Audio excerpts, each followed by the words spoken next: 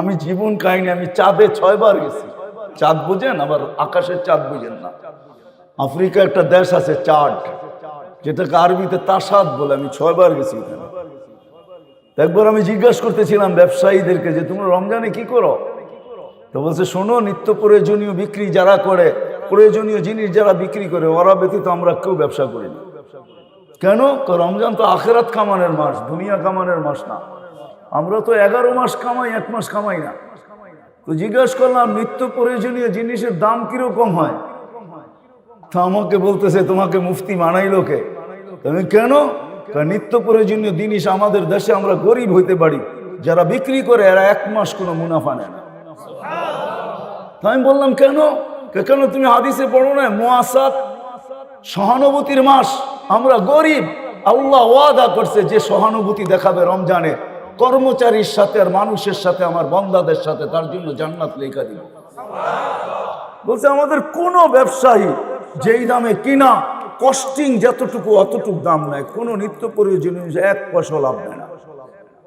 আমি বললাম যারা কিনে, তো বলতেছে একটা হাসির ব্যাপার আছে, রহস্যের ব্যাপার আছে। আমি বললাম সেটা কি? যারা কিনতে যায় ওরা দোকানদারকে বলে, তুমি তো জান্নাত কামায় নিলা, আমাকে জান্নাত কামানোর সুযোগ দিবে না? তুমি যখন আমার সাথে সহানুভূতি দেখাইলা, তুমি 1 পয়সা লাভ নিলা না, তো আমি এই টাকাটা তোমাকে হাদিয়া দিয়ে সহানুভূতি দেখাইলাম, আমিও জান্নাত পাইতেছি। বলেন লাভ বেশি পায় না কম পায়? হায় আমার জাতি যদি বুঝতো, আমি যদি মিডিয়ার মাধ্যমে জাতির কানে এটা পৌঁছাইতে পারতাম, সবাই যদি রমজানে অভ্যস্ত হইতো এরকম, 1 মাস যদি আল্লাহকে দিয়া দিত, প্রস্তুতি হয়ে যেত। 1 মাস তো 70 মাস, বৎসর হয় 12 মাসে।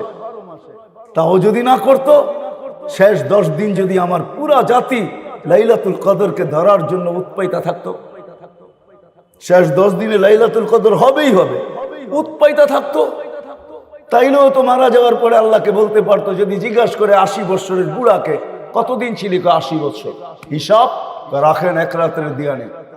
আল্লাহ যদি জেলে 1 রাত্র, কেন 1 রাত্রে তো 83 বছর 4 মাস ছিলাম। 80 থেকে 80 বাদ দেন, এটা কিছু নাই দিলেন, তারপরে তো 3 বছর 4 মাসের পাওনা আসি আপনার কাছে, ওইটা দেন, এটুক দিয়ে আমার চলবে, আর বেশি লাগবে না।